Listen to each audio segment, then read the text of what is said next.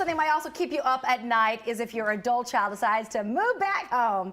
As of late, more adults are living in multi-generational households than any other time since the 1950s. So here with ways to how to make sure that arrangement works well for everyone is Colleen O'Callaghan, Mealy, a licensed life coach and a mom of 6 boys. Are any of them at home? Actually, well, yes, some are at home, but they're still in school, and others are out on their own. And Okay. they have come home before. Okay, so you know the subject very well. I do.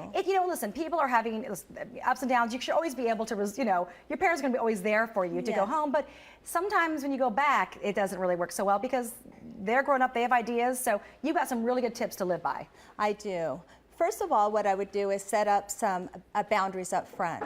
This actually allows everybody to understand the living arrangements, so you're all in agreement.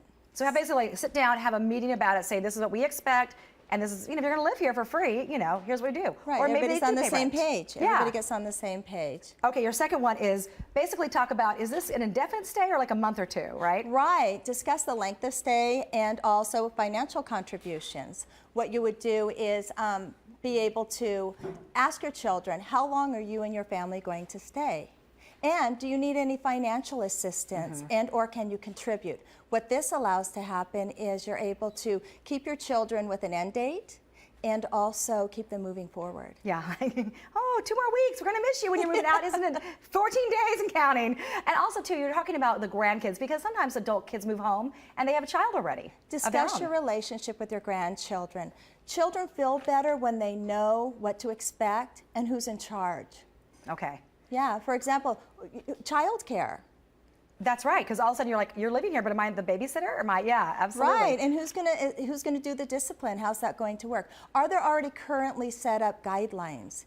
If there are, what are they? What's homework time? What is time that you can watch TV, telephone? Things like that are very, very important. The other thing is, what are the rules and who's going to monitor them? I know, because I'm sure it's very interesting. Like, you might be a grandparent, have this great relationship, and now you're back in like a parenting role, and that could hurt the relationship with the grandchild, I think. Exactly, and if they're set up correctly, it could help and enhance the relationship with everybody in the family. Very nice. And lastly, you said it might be smart to just put the whole thing in writing, even if it's your family. Might be a good idea, right? You may want to put it into writing because what it does is sets up a strong foundation for keeping the line of communication open.